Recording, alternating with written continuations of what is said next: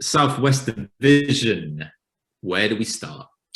We start in NOLA. We start on Bourbon Street. We start with House of A3.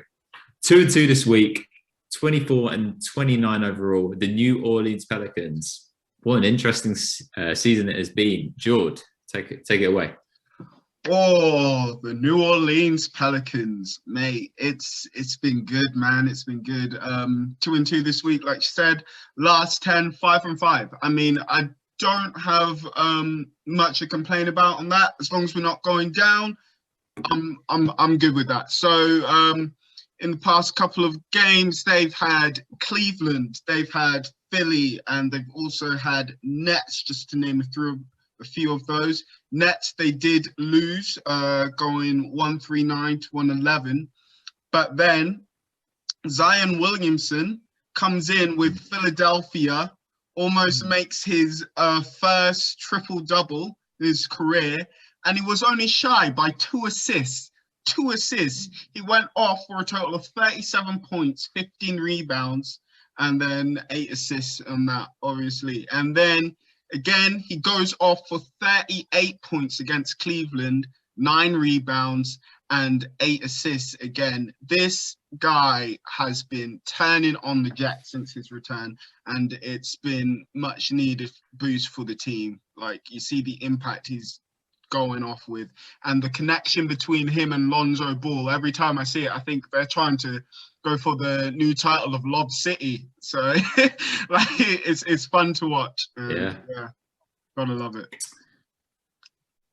The league needs to watch out because Zion is coming and he can't be stopped. And what I've realized is that he's actually really smart within games. He's good with adjustments. He knows how to read a defense, and I think that's a really underrated part. I mean, I stayed up to watch the Philly game. He didn't even have his best game, but his numbers are insane. Like, he shot 15 or 28 from the field. He normally shoots way better than that. But all of this happens because, they're giving him the reins of Point Zion. They're giving him the ball. They're putting the ball in his hands and realizing that his first step is too quick for anyone. And when you get into the paint, his body, he's just able to maneuver around there and finish around the basket and make plays. I'm super impressed with this guy. I think him and Luka are going to lead the league. Jordan, have you got any more points on the Pels? Yeah, so of course they also got Isaiah Thomas. He's coming back. It's actually been an entire year since he last stepped foot on the basketball court. So yeah, a lot of games missed. So with that, he made his first appearance in that Hawks game. So from the performance which he put out, you could tell he was a bit rusty and a bit shaky with it, but he'd still put points on the board. And I think that's very much what the Pelicans are looking for without having to invest too much. Like, they got him signed to a 10-day contract. So we'll see how it goes. I mean, I wish all the best and I hope it works well for him. I mean, when we first started talking about basketball, Alex, we were mentioning about how the issue with the Celtics went down in those championships, and then they just let him go, and we're thinking, what's going on? And since then, it didn't seem to be the same. So yeah, I truly wish him all the best. He's also wearing the number 24 in honor of Kobe, which, yeah, you got to have love for that as well. So nice. Wow. So George, I got you. What do you love more than signature shoe drops? Okay, so Zion is apparently dropping his first signature shoe under Jordan, and it's called the Z Code. I'm dropping it in the chat, guys. Let's see the reaction. This is how it looks. Looking forward to it. Oh, not too shabby, Alonzo. There it is. Yeah. Wow, that actually looked pretty nice. Like them? I love the colorways, man. It reminds me of some of the LeBron 16s with the different colors. That looked really, really cool. The multi-color LeBron 16s. Feels like if you were gonna remake White Men Can't Jump, this would be one of the main shoes that Wesley would wear or something. But also, it does remind me a bit of 6ix9ine, which I don't particularly like either. So my only worry is that they look a little bit clunky. When I wear new sneakers, I don't want to feel like Nate Robinson wearing Shaq's basketball shoes. Trudging Do you know what it is, Jordan? I What? think maybe Jordan have seen Zion burst his shoe in college, literally just stepping, and they thought, okay, we need to make this some sort of impact. So yeah, maybe it's that. Yeah, no, but Are we a fan of the shoe? yeah, I like the definitely. shoe. Nice. Even if it looks a bit clunky now, once you break in a clunky shoe, like I play in like Allen Iverson answers, man. That's like wearing like pillows on your feet with rubber soles, and like you break them in, and they feel cushy afterwards. So But you break I know in a what you're clunky saying, shoe, but no I think they've been good. That's right. Heard it here first from Joe Wildsmith, the Reebok correspondent. Reebok are paying him on the side to advertise. Speaking about Wildy, we need a 3-on-3 between the 6 men one day. Like outdoor facilities are opening up. We need some. That'd be amazing. I need to punish Bray. I need to punish Bray. Bro, Oh, Bray is having none of it. bro, you better turn up. You better go KG. Yeah. That's wild. Because I mean, for those who don't know like my size and Bray size, Bray is just like fucking like, yeah. Bray, no words. That's it. I think dude, I think we've got to move on after that. But yeah, 3-on-3 coming soon. The gel, I'm Right. excited for that. Right, Lancashire Lambert.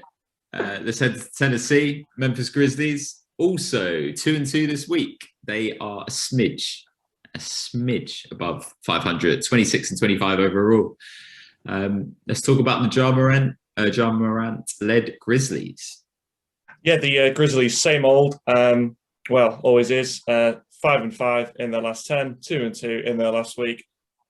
Actually, only one game above 500. They love everything being equal, and they are sat in 8th now in the West. They've now overtaken the Spurs. That's more on the Spurs having a bit of a slide rather than the Grizzlies having a bit of a rise, but we'll take that. Let's consolidate that playoff spot. So yeah, this week started off with a great win against the Heat, 124-112. Dylan Brooks getting 28 points. Valanciunas grabbing 20 points, 10 rebounds, and then a nice tasty win against the Hawks, in which they kept Trae Young to only 14 points. Oof, quite nice for Trae, as they beat them 130-113. And something interesting in that game that I noticed, all of the starters for the Grizzlies scored 16 points or more. And this has been quite a theme of late, with all the starters scoring in at least double figures. That's good to see that there's a lot of contribution from the Grizzlies really across the board of late. And then a narrow defeat to the Knicks in overtime, in which they led by 9 at the half, and Ja Morant missed the game-winning floater at the buzzer, which meant the game went to overtime. And then Julius Randle took control in overtime as the Knicks took the win. And then another narrow defeat to the Pacers. But all in all, it's good in Memphis, and it's been same old, and that playoff spot looks like it's they're in a comfortable position. Talking about the Knicks game, the Grizzlies threw that because that was the same night as the Pelican Sixers, and the Grizzlies were up comfortably, and then I checked back and I was like, oh, it's gone to OT. But credit where credit's due, because Anthony Edwards actually called out RJ Barrett and was like, well, we need him to take the last shot. That's who we want. He actually tied the game. So that's really cool in other news. And also, I think the Memphis are actually playing really well. I don't think that, they're 5-5, but like you said, they're getting really good contributions. You've got Valanciunas, who dropped 34 and 22 last night. That's ridiculous. Slow-Mo's doing his things across the board with steals and blocks. But Brooks has improved in terms of scoring. He's now in double digits, which is good for them. But we're going to talk about someone who is a second-year player, and that is DeAnthony Melton, with potentially one of the worst nicknames, probably worse than Petrol. His nickname is Ant. It's just dead. Yeah. Nobody calling you Ant. But he's been playing really well recently, and he's shooting 57% from mid-range on the season and 68% at the rim. This guy is 6'4", so that's really good. He is on track for the biggest increase in three-point percentage in history, from 28% to 45%. Can you tell me who is second on this list. I can give you a couple of clues. He is a South African journeyman who got arrested. See if you know your knowledge. South African. Any clue? Any clue, Matt? No. Not a Scooby. What year period? What year? It's a former player now, but like 2010s. Yeah. Trying to think of South Africans. He's Switzerland. He's not Swiss South African player. Oh, Thomas Aflosha. Yeah, I didn't want to add the Swiss because I thought it'd be bait. But yeah, Tabitha Falosha was 28 to 44. But yeah, the Anthony Melton, that's amazing. Like normally you only see like 2 or 3 percentage increases. Matt, is there anything you want to talk about with the Grizzlies? Like anything that you've seen? Any insights from the Grizzlies? I think you pointed out with Melton, really. He's actually missed the past 3 or 4 games for injury, and that's where they've lost those games against the Knicks and the Pacers. And I was just having a look through his stats, and he's averaging about 1.8 threes made per game throughout the season. He's made 4 3-pointers 7 times this season. They've won every time of the Grizzlies in all of those games. So when he's shooting, he's shooting well, and they're winning. And in the same applies from the field goals in general. He's averaging 3.7 field goals a game, and when he makes 5 or more, the Grizzlies are 11-3 throughout the season. So when the Anthony Melton is on form, when he's shooting well, the Grizzlies get the win. So if he comes back from this injury and continues this form, then the Grizzlies are sure to make this playoff spot. Yeah, and I'm going to shout out Desmond Bane and Xavier Tillman, continuing to put up good numbers in limited minutes. Shout out to you both. Right, let's head to Dallas with Jay Wild. Oh, what? Look at this. Another 2-2 week. There's teams copying everybody. But I looked at the overall and I was thinking, wow, I didn't realize the Mavericks are that good. 29 and 23 overall. This is a big change from when we last spoke about them, Wildy. Am I right? Yeah, I mean, when last time we spoke, they were 2 games above 500, if I remember correctly, and they'd just been slowly climbing ever since then. They were one of the teams that got hit the most with all the COVID stuff earlier on in the year, and they had a schedule that was a lot weaker just at the right time when they had all their guys coming back, which pushed them to get that 500, and now they're cementing it, which is fantastic. So, in terms of big, they went 2-2. You're right. It was a bit of a weird week because they beat the Jazz, which is really awesome in great fashion. Jalen Brunson 20 points, Richardson 17. And Luka with 31, with his patented almost triple-double, which Luka has done that countless times. Every time you see Luka's stat line, it's like he's like 1 rebound or a few assists away from it, but he went 31, 8, and 9. And then they go and lose to the Rockets, which is weird. But look, if you look at all the numbers from that game, Dallas hit 10 threes and Houston hit 17. And that is the kind of league that it is. If you hit more 3-pointers, statistically, you're more likely to win. And that's just the way it goes. It's just obviously a numbers game. So look, Houston playing with a chip on their shoulder. Dallas must have thought it was a night off, but got proved wrong by John Wall. They're 10th in offensive rating and 13th in defensive rating, which makes sense given the position they are in the Western Conference. You'd hope they work their way up a little bit more in either one of those categories if they want to make a deep playoff run, because the West Coast is stacked. So who knows what kind of run they're going to be making. But Porzingis has also been showing some really good signs. He only played in 3 out of 4 games, but he got 23 points, 26 and 31. So he's looking on good form, he's scoring with confidence, and that hasn't been the case all season. So yeah, it's good to be seeing that, man. It's a guy that's been struggling for the Mavs, and that's somebody who they acquired in the JJ Redick trade, and that's Melly. Whenever I, research stuff about the Mavs, he's always in the starting lineup. Take for example in the Jazz, he had 0 points in 32 minutes. in the Rockets, he had 2 points in 24 minutes. And then against the Bucks, he had 6 points off the bench. And then 6 points against the Spurs. So he really hasn't been contributing as much as I would have liked. No. He's been struggling. He's basically the Maxi Kleber replacement. Maxi Kleber was a really productive player for them, and he's just, as you said, not delivered, and it hasn't worked out. Not Jalen Rose, Jalen Brunson, averaging. Oh, we can talk about Jalen Rose whenever you want, but Jalen Brunson, to keep on topic, man, he's wicked. You mentioned that when we were talking before that he's untouchable to the Dallas Mavericks, and I want to tell you the reason why, man. That Richardson has been playing better as of late, but if you were to look at the entire season, would they have a do-over on that trade of Richardson versus Seth Curry?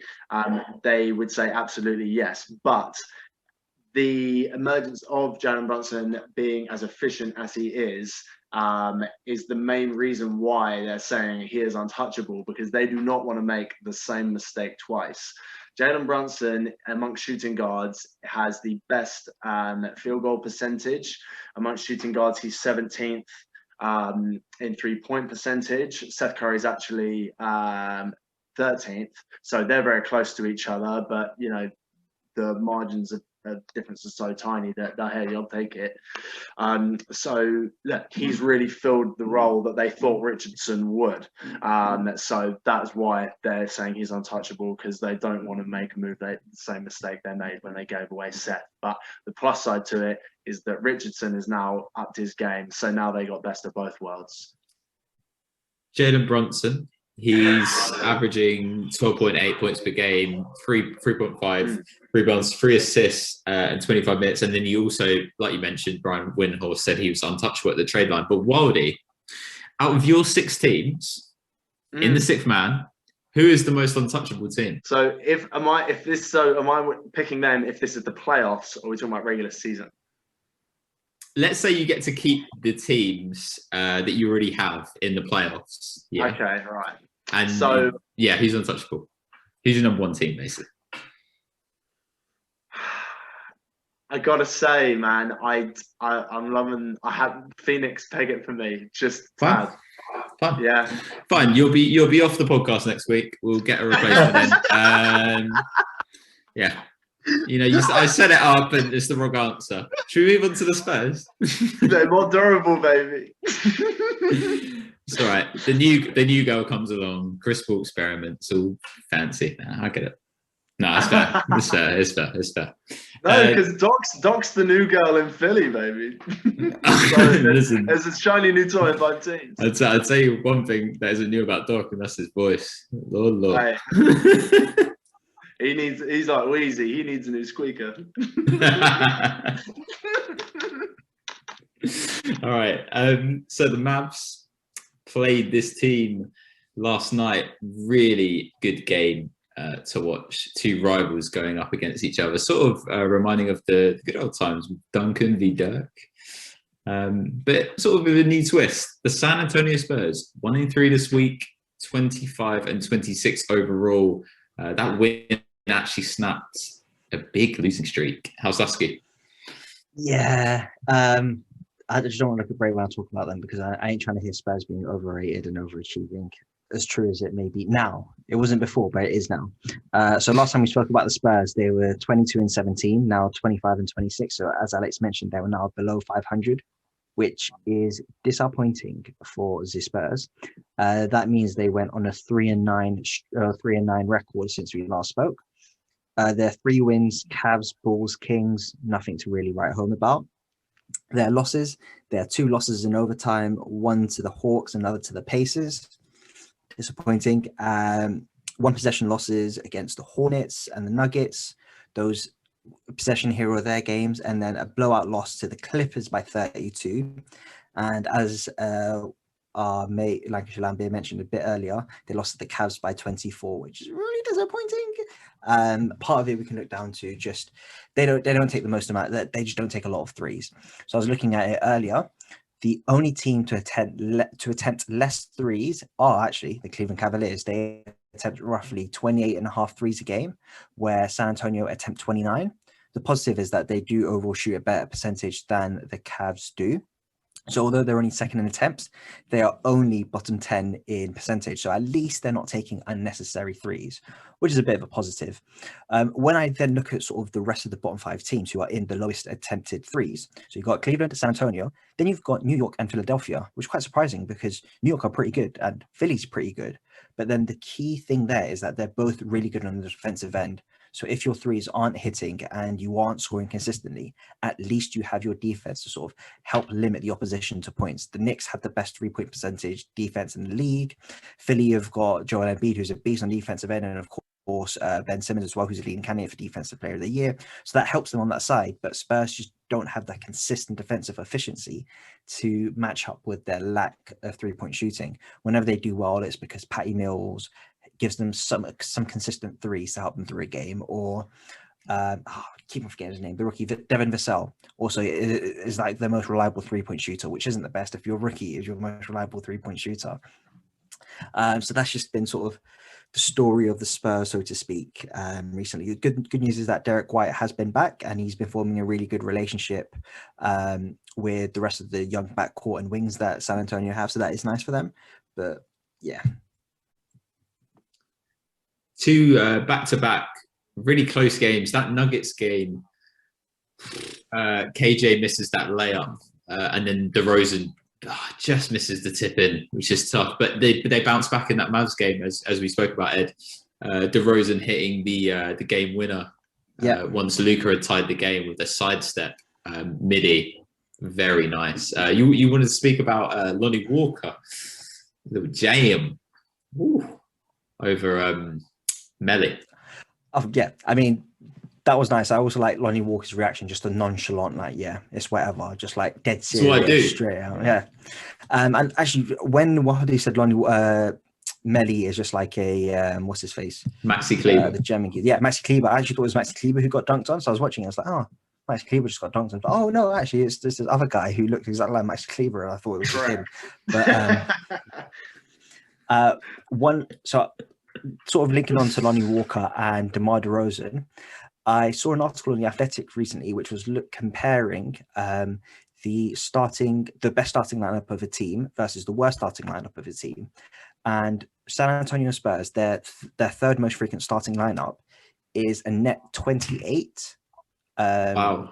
Which is amazing. I think only really Denver has got a better starting lineup that's better than that. And this is the third most starting lineup, which is DeJounte Murray, Patty Mills, Devin Vassell, Rudy Gay, and Jakob Poeltl. That is their best starting 5, which is really interesting. Now, compare this to their 6th most used starting lineup, which is DeJounte, DeMar DeRozan, Lonnie Walker, Trey Lyles, and Jakob Poeltl, who are -6. So there's a big gap. Of course, they're also transferring in Trey Lyles for Rudy Gay, but that switch of having Patty Mills and Devin Vassell is much better than having DeMar DeRozan and Lonnie Walker. Maybe there's something else and there's some extra things that go into that, but that's just something that I did spot. I just found quite interesting. That is very interesting. Be interesting to see if they utilize that lineup moving forward. Speak about DeMar. After losing to Denver, which marked 5 in a row, he spoke to the media and said that they're not putting up a Batman sign in the sky, waiting on Bruce Wayne to come. So they're definitely going to figure it out. So this got me thinking, Ed, which superhero would you want on this roster? Who is the most suited to the Spurs? Which superhero? If any of the GMs have any input they want to put in, I'm sure we've got a massive Marvel fans here, or DC. The serious answer, which I think would fit the Spurs to the T, is probably Captain America, because he's just the most sort of blue-collared, would just do his job. You think he would get on really well with Pop. Pop is also a military guy, so I think they'll get on with that respect as well. I reckon Captain America is probably the most Spurs player out there. Probably some people might say he's a bit boring, which, like we know, boring Spurs, but they just get the job done, efficient, morals. I think Captain America is a good match. No? Great answer. Love that. Very, very good. Concise, to the point. Oh, let's close out the Southwest. You better watch out for shoot your shot. You better watch out and shoot your shot, Alex. Oh, stay tuned. Stay tuned. Right, you throw me off, Ed, but we're going to close it out with Southwest. The Houston Rockets. We're going to head to those season views again. Let's get the salt out. It's salt break. 1-3 this week. 14-39 overall for the Houston Rockets. Awful season for the Rockets. Bray, let's sound a little bit enthusiastic. No, I am enthusiastic. I'm going to start off salty and then I'm going to end with a little sweetness. But last time we spoke about this team, they were on a 20-game losing streak, which they broke against Matt's Raptors after you've all recovered from that one. And since they won against the Raptors, they've been 2-9, and they still have a better record than the Timberwolves. Like, how is that even possible? So I guess fair play. But the other thing that's happened since we last spoke about them is they've had a lot of roster changes. So they traded away Victor Oladipo and they waived Ben McLemore and DeMarcus Cousins. DeMarcus, who's been picked up by the Clippers, obviously. I don't know about McLemore. I don't know if he's found anywhere. Lakers. Okay, there you go, to the Lakers. And I'm going to send you the so what this has basically allowed us to do is visualize exactly what they got back for James Harden after trading him. So I've put it in our chat. I've put the little graphic that's been provided. I think it's a TNT graphic. But anyway, so their haul for James Harden: 4 first-round picks, 5 first-round swaps, 20 games of Victor Oladipo, Avery Bradley, Kelly Olynyk, Dante Exum, and Rodney Karooks, who they later traded along with PJ Tucker for the DJ Wilson and DJ Augustine, and then some second-rounders as well. So you think, oh, that's a lot of picks. That's a lot of picks. They've got some players. Kelly Olynyk, he's nice. We like him. Well, not me. No, I'm kidding. I don't mean it. I will talk about him later. But yeah, so you look at that, you go, fairly decent haul. The one thing they didn't get, and the reason that I'm sat at the bottom of our table, is they didn't get a player. They didn't get a young star who would do something. It is the most frustrating thing, because my mindset coming into the start of the season, okay, if they trade Harden, they're going to get someone back. If they trade him to Philly, they're going to get Ben Simmons back. You know, they're going to get someone decent who's going to at least help them get some wins this season. Their team still had good guys on it. They had PJ Tucker. They had a cast that managed to get Harden to the playoffs every year. So it can't be that bad. But they just didn't get anyone. They got literally no one. And it is the fault of the Rockets front office. It is the fault of James Harden for being so specific in where he wanted to go, meaning that the price just wasn't market value. And it is so frustrating for the Rockets fan base, especially with the moves that they did to get Chris Paul. They're out picks. You know, they might lose their first round pick this year as a result. It's just really tough. I'm exasperated and I'm sorry about it. Right. I want to talk to you something, because you said you were going to bring up this guy, but I'm going to bring it up before you are. I think we need to settle something here. So Kelly Olynyk was put on blast by Bray during the trade deadline videos. He's averaging 17 points per game, 58% shooting, and 8 rebounds during his stint with the Rockets. Bray, I think it's time to apologise, man. Look, I never said I didn't like Kelly Olynyk. I didn't like Kelly Olynyk in his role with the Heat. I didn't think he was a good fit there. I think they had other stuff they could do. I don't particularly like Kelly Olynyk on defense. I don't think he's athletic enough. But anyway, he has been putting up numbers, albeit in 9 games. Yeah, 9 games he's had of 17, 8 and 3. So let's calm down a little bit.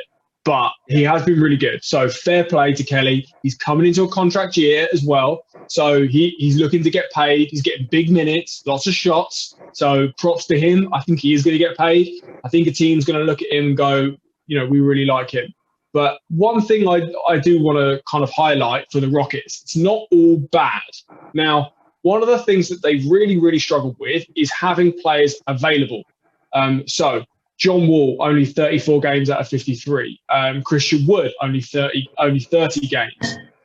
Their starting lineup, which now includes Olynyk, who's only played 9. Kevin Porter Jr., who they managed to steal away from the Cavaliers, has only played 16 games. And the lone player who's played every single game this season is Jayshawn Tate. Now, as a 5, that is not terrible. Let me read you off their averages. Wall, 21, 3 and 7. Christian Wood, 21 and 9. Kelly Olynyk, 17, 8 and 3. Jayshawn Tate, 11, 5, 2 and a steal. Kevin Porter, 15, 4 and 6. These aren't like terrible players. They've got, DJ Augustine coming off the bench, 10 and 4, nice guy. He's an NBA player, someone you want to have. So, my question. Sorry, the fact file, good stats is nice guy. Nice guy. Yeah. I'm sure he is. God, he hits the Rockets. I mean, look, I'm sure he is. But anyway, so they are currently they're going to be one of the worst teams in the league. Let's live in the future. Let's say they manage to pick up Cade Cunningham next year. They re-sign Olynyk. Maybe they make another draft guy. Maybe they pick up someone in free agency. This team being not terrible, what percentage do you give them to make the play in the top 10 next season? 5%.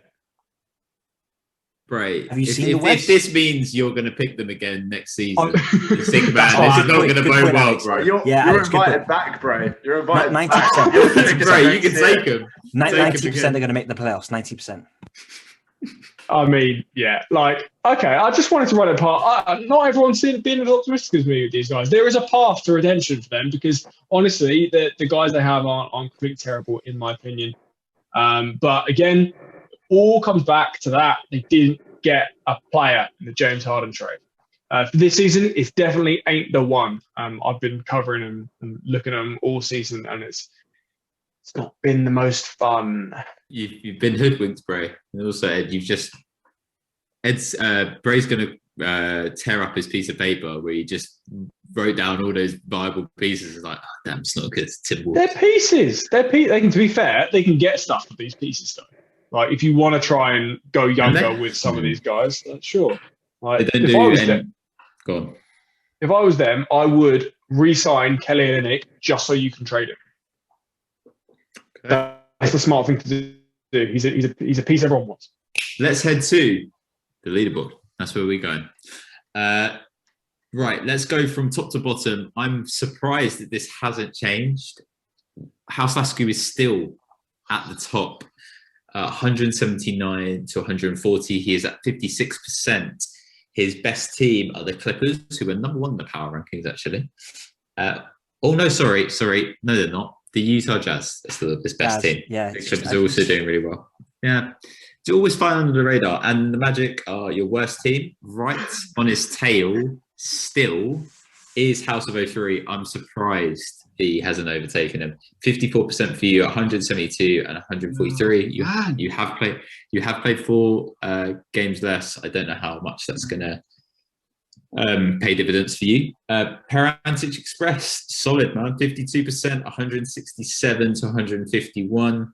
Your best team is Phoenix, your most desirable team. Thank you for that, Wildy. And your worst team is Detroit, as usual. Lancashire Lambert, 45%. Seems like you're pretty locked into that number 4 spot. 144 wins, 172 losses. Your best team is the Denver Nuggets, who are rolling right now. Had an 8-game winning streak. And your worst team is the Cavaliers by 1 loss. And finally, the race for 5th seed. Bray is still in 5th seed. He is at 41%, 131 wins and 188 losses. Your best team is the Miami Heat, 1 less loss than the Celtics, and your worst team is the Minnesota Timberwolves, who have one more loss than the Rockets.